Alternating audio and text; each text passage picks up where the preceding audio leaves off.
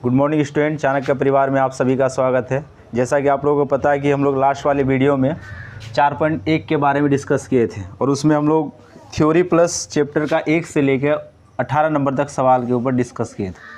आज हम लोग 19 नंबर सवाल को देखेंगे और 19 से लेकर हम लोग 28 नंबर तक ही सवाल को पढ़ेंगे, क्योंकि आगे का जो सवाल है उसको पढ़ना कोई ज़रूरी है नहीं। तो देखो 19 नंबर में जो सवाल लिखा है यहाँ पे 19 नंबर 20, 21, 22, 23, 24 ये सारा सवाल एक जैसा ही है। अगर इसमें से एक सवाल पता चल जाए तो शायद हम लोग से सारा सवाल बन सकता है। तो 19 नंबर सवाल में बोल रहा है क्या कि 128 को किस छोटी सी छोटी संख्या से गुना करें कि गुणनफल परिपूर्ण घन बन जाए। मतलब यहाँ पे 128 ये घन संख्या है ही नहीं, तो इसको किसके साथ गुना करें ताकि ये परिपूर्ण घन बन जाए।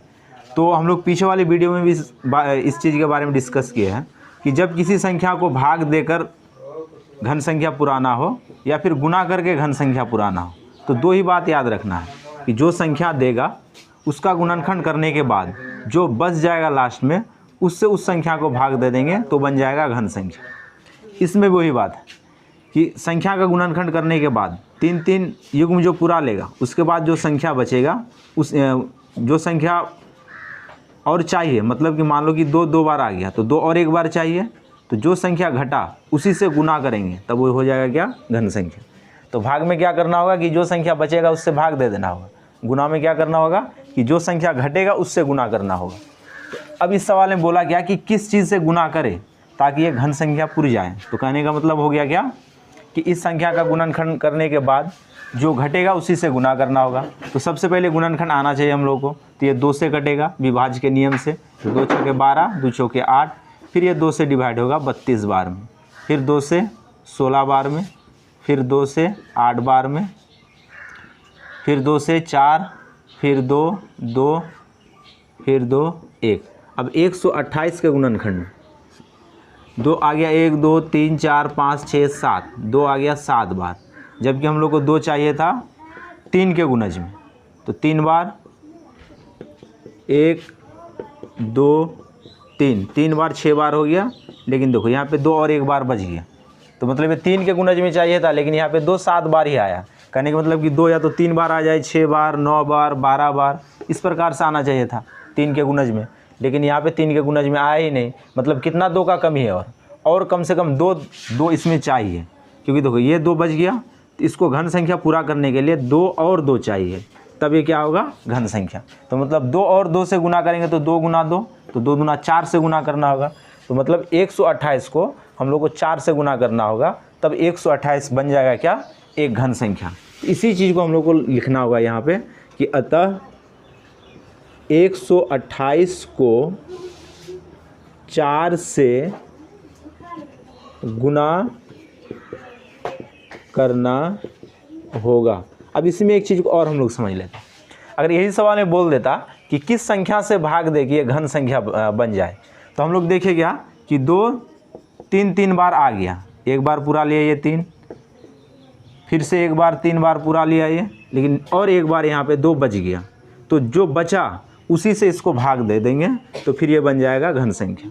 तो भाग देने वाला जब सवाल आएगा तो जो बचेगा उसी से भाग देंगे। जब गुना करने वाला सवाल आएगा तो जो चीज़ घटेगा 3 बार पुराने से उसी चीज़ से गुना करेंगे। तो ये गुना करने वाला था तो 4 से गुना कर दिया, क्योंकि 2 और 2 चाहिए था, 2 दूना 4, और यही भाग करने वाला आता तो हम लोग लिखते क्या कि 128 को 2 से भाग करना होगा। तो सवाल को हम लोग दोनों तरीक़ा से बना सकते हैं। अगर गुना करने के लिए बोलेगा तो ये वाला सवाल का आंसर होगा, अगर भाग देने बोलता तो आंसर इसका 2 आ जाता। तो इसी प्रकार का इसमें सवाल दिया हुआ है।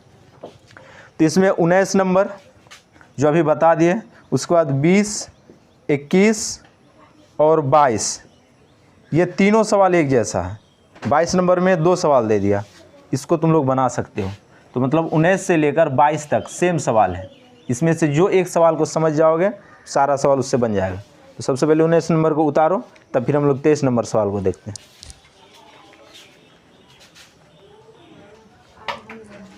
तो ध्यान देना यहाँ पे, ये 22 तक नहीं, ये 28 तक सवाल ना सारा एक ही जैसा है। या तो किसी ने बोला कि गुना करने से घन संख्या बन जाए या फिर भाग देने से घन संख्या बन जाए। चलो इसी में से हम लोग ना एक सवाल देखते हैं 24 नंबर। इसने बोला क्या, ये जो संख्या दिया हुआ है ये घन संख्या है ही नहीं, तो इसको किससे भाग दे दे ताकि ये घन संख्या बन जाए। और ऐसे भी पता है क्या कि अगर लास्ट में एक जीरो आ जाए तो घन संख्या हो नहीं सकता, लास्ट में कम से कम 3 जीरो आना चाहिए, तब वो घन संख्या हो जाएगा। तब बोल रहा है क्या कि 53,240 का एक पूर्ण घन है, यदि नहीं तो 53,240 को किस सबसे छोटी प्राकृत संख्या से भाग दिया जाए कि भागफल एक पूर्ण घन बन जाए। तो बस 2 ही बात याद रखो, जब भाग देने वाला आएगा तो जो बचेगा गुणनखंड में 3 बार में से उसी से भाग दे देना है। अगर गुना वाला सवाल आएगा तो जो चीज़ घटेगा उसी से गुना कर देना। तब देखो ये 2 से घटेगा, 2 दूना 4, 2 छके 12, 2 छके 12, 2 दूना 4, 0। गुणनखंड एकदम सही से आना चाहिए, तब एक भी सवाल गलत नहीं हो सकता इसमें। फिर 2 से 2 का 2, 2 3 6, 2 3 6, 2 का 2, 0। अब ये 2 से जाएगा फिर से, 2 छके 12, बच गया 1, 2 छके 12, 2 5 10, 2 5 10, 6 6 12, 5 दूना 10, तो यह 22। अब ये जाएगा 5 से, ये 5 से डिवाइड हो जाएगा। तो 5 से डिवाइड करेंगे तो 5 का 5 बचा 1, 5 3 15, बच गया फिर 1, 5 3 15, 5 का 5। अब फिर जाएगा ये 11 से, 121 बार में कट जाएगा। फिर 11 से 11 बार में, फिर 11 से 1 बार में। अब देखो यहाँ पे 53,240 के गुणनखंड में 2 ठीक है 3 बार आ चुका है, 11 भी आ गया 3 बार, लेकिन देखो 5 1 बार ही आया है।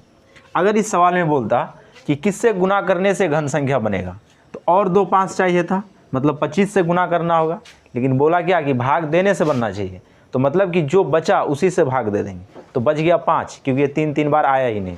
तो लिखेंगे क्या कि अतः 53,240 को 5 से विभाजित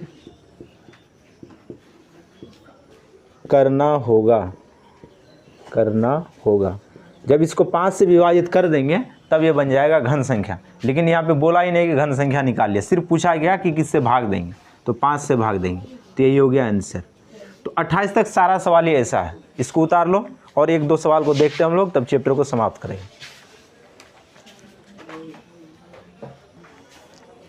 देखो आगे 25 नंबर में वही सवाल लिखा है कि 1188 एक पूर्ण घन है, यदि नहीं तो किस सबसे छोटी प्राकृत संख्या से 1188 को भाग दिया जाए कि भागफल एक परिपूर्ण घन प्राप्त हो जाए। तो फिर वही बात है, गुणनखंड करो, जो बचेगा उसी से भाग दे देंगे।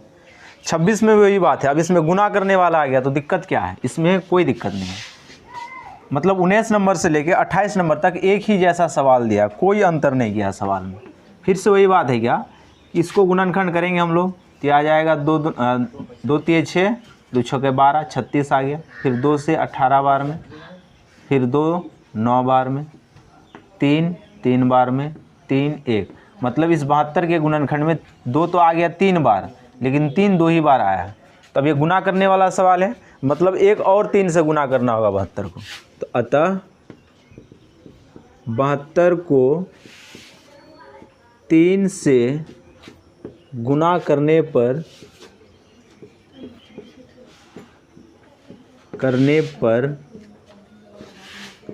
घन संख्या बनेगा, बस यही है आंसर।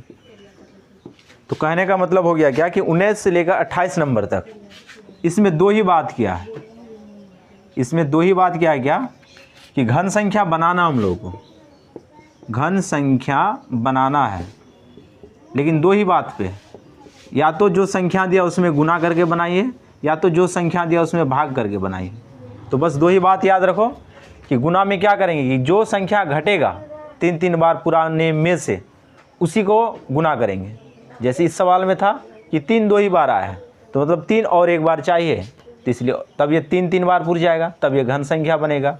अगर यही सवाल भाग में आ जाता तो 3 2 बार बच गया, ये 3 बार पूरा किया ही नहीं, तो 3 3 9 से इसको क्या कर देते हैं, भाग कर देते, तो भी क्या बन जाता, घन संख्या। तो ये पूरा चैप्टर में वही बात किया है, मतलब कि 19 से लेकर 28 नंबर तक यही सवाल है।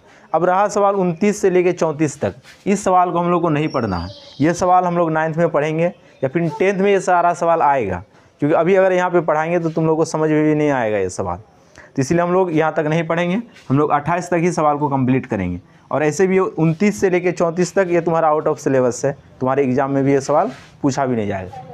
तो आज हम लोग 4.1 को पूरा कंप्लीट कर लिया। अब अगला चैप्टर होगा 4.2। तो इसमें सिर्फ और सिर्फ हम लोग घन के बारे में पढ़े हैं, घनमूल के बारे में कोई चर्चा ही नहीं है। अब आगे का जो चैप्टर होगा 4.2 ये हम लोग नेक्स्ट वीडियो में चर्चा करेंगे। अब इसमें हम लोग घनमूल के बारे में पढ़ेंगे। तो घनमूल के बारे में भी हम लोग थ्योरी के बारे में डिस्कस कर लिए हम लोग, पहला जो इसका वीडियो बना उसी के ऊपर इसके बारे में डिस्कस किए हैं। और 4.2 में हम लोग घनमूल के बारे में पढ़ेंगे और इसमें जो भी सवाल होगा उसको हम लोग आने वाला वीडियो में देखेंगे। तो आज के लिए हम लोग वीडियो को यहीं पे समाप्त करते हैं। धन्यवाद।